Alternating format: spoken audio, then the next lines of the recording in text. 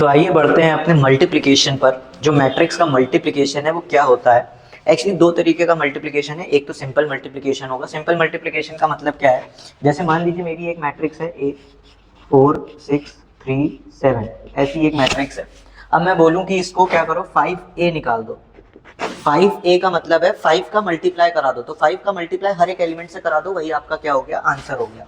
तो 5 4 20, 5 6 30, 5 3 15, 5 7 35।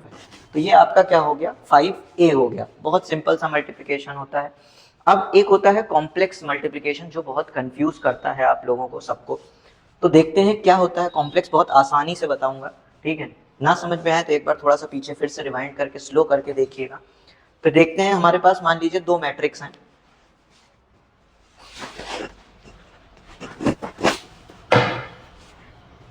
दो मैट्रिक्स हैं, मान लीजिए एक ए थी हमारी ये 4 6 3 7, और एक हमने बी ले ली अपनी 2 5 3 6। ये एक मेरी और मैट्रिक्स हो गई बी मैट्रिक्स। अब हमको इन दोनों का प्रोडक्ट निकालना है, यानी इनका मल्टीप्लिकेशन निकालना है, ए इंटू बी।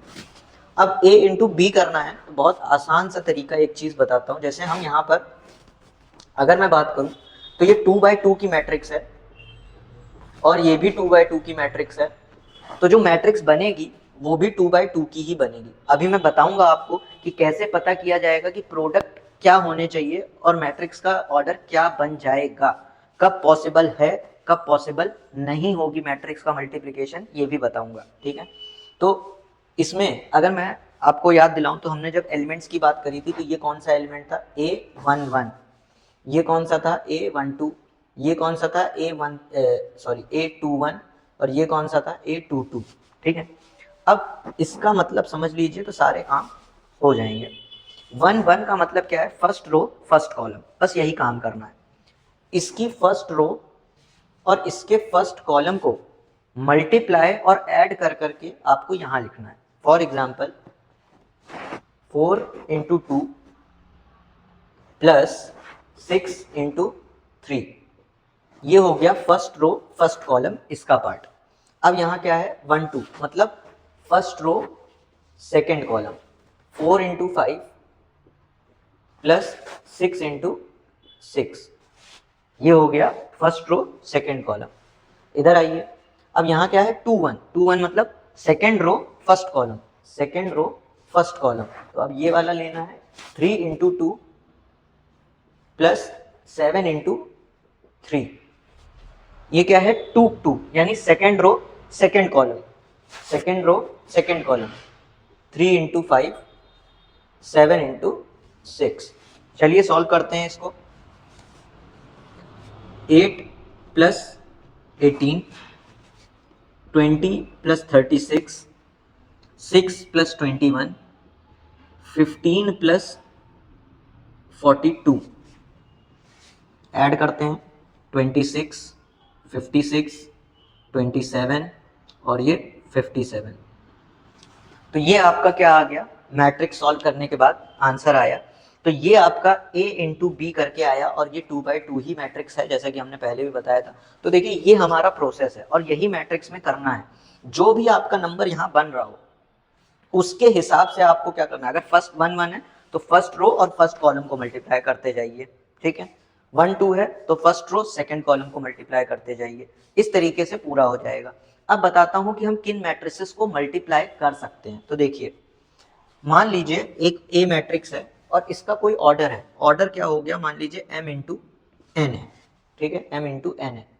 अगर हमें इसको किसी मैट्रिक्स से मल्टीप्लाई करना है b, तो एक बात याद रखिएगा कि ये जो n होना चाहिए ये सेम होना चाहिए। मतलब ये जो सेकेंड पार्ट है ये इसका रो होना चाहिए, इसका जो कॉलम है वो इसका रो होना चाहिए, यानी n इंटू पी ये मैट्रिक्स होनी चाहिए कम से कम, तभी आपका क्या होगा, मल्टीप्लिकेशन हो पाएगा। और मल्टीप्लाई होने के बाद जो नई मैट्रिक्स बनेगी यानी a इंटू बी बनेगी, वो आपकी बनेगी ऑर्डर m इंटू पी की, यानी n और n हट जाएगा, m इंटू पी की मैट्रिक्स बन जाएगी। अभी इसको लाइव करके देखते हैं कि कैसा मैं एग्जाम्पल बोल रहा हूँ या क्या चीज होती है। तो चलिए एक क्वेश्चन इस पे बेस्ड कर लेते हैं, तब आपको ये चीज क्लियरिफाई हो जाएगी। चलिए आगे बढ़ते हैं, देखते हैं क्वेश्चन।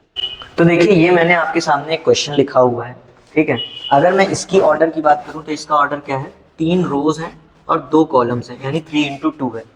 इसका अगर मैं बात करूं तो 2 इंटू 1 है, यानी 2 रोज और 1 कॉलम है। अब जैसा कि मैंने बताया कि अगर मैं इन दोनों को मल्टीप्लाई कर रहा हूं तो n जो होना चाहिए वो सेम है, जो कि यहाँ पर सेम है। तो हमारा जो मैट्रिक्स बनेगा वो m इंटू पी बनेगा।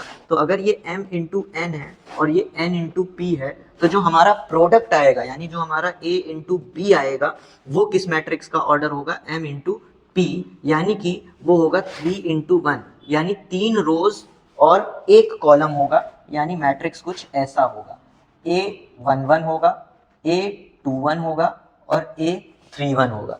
तो इस तरीके की मैट्रिक्स आपको मिलने वाली है। तो चलिए इसको सॉल्व कर लेते हैं जल्दी से। अब A11 है, 11 का मतलब फर्स्ट रो फर्स्ट कॉलम को मल्टीप्लाई कराइए।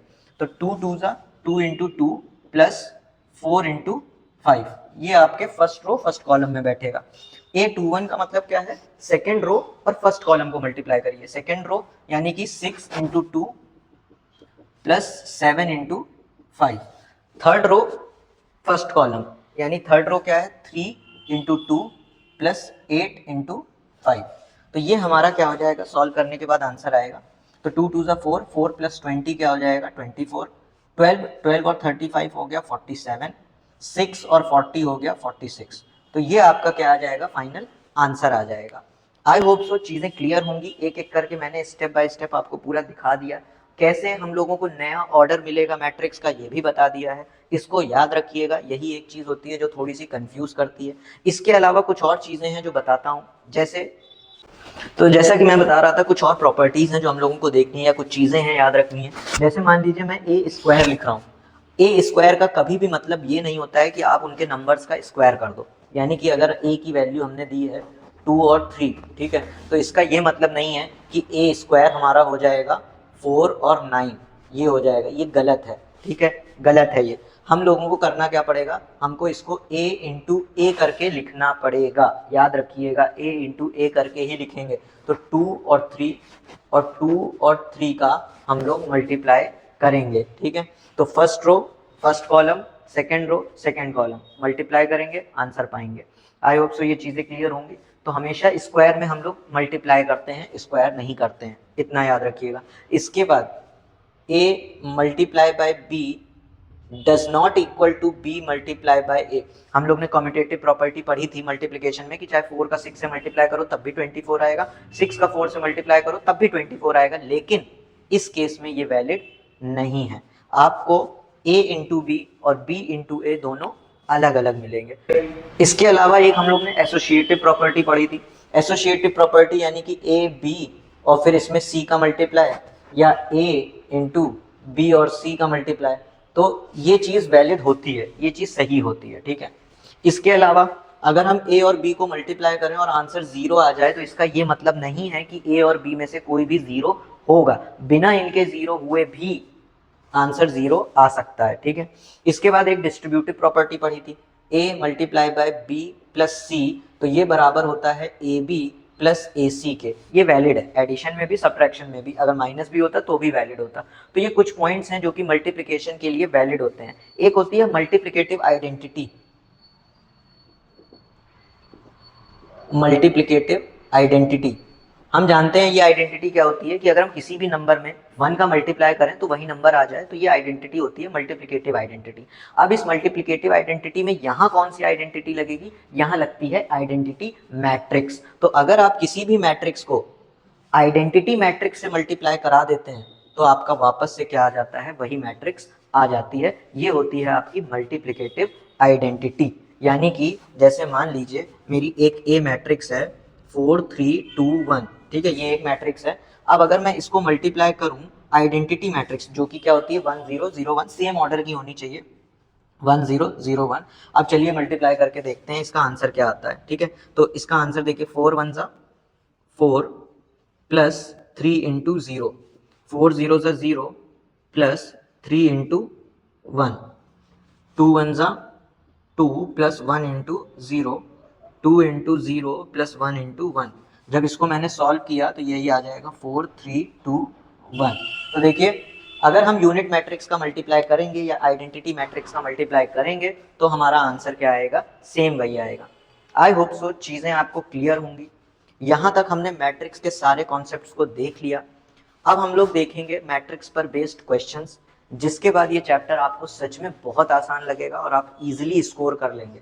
मैं सच बता रहा हूँ, बहुत स्कोरिंग टॉपिक, और मैथ से तो डरने की जरूरत है ही नहीं। अगर आपने 2 से 3 बार मैथ्स की बुक लगा ली है अलग अलग, ठीक है, तो और पीवाईक्यूज कवर कर लिए हैं, तो मैथ्स में 9900 स्कोर करना is not a big task. आप आसानी से स्कोर कर सकते हैं, बस स्टेप्स पर ध्यान दीजिएगा अपने, और स्टेप्स की प्रोसेसिंग को चेक कराते रहिए अपने टीचर्स से, तो वहाँ पर आपको बेनिफिट मिलेगा कि हाँ आप सही कर रहे हैं।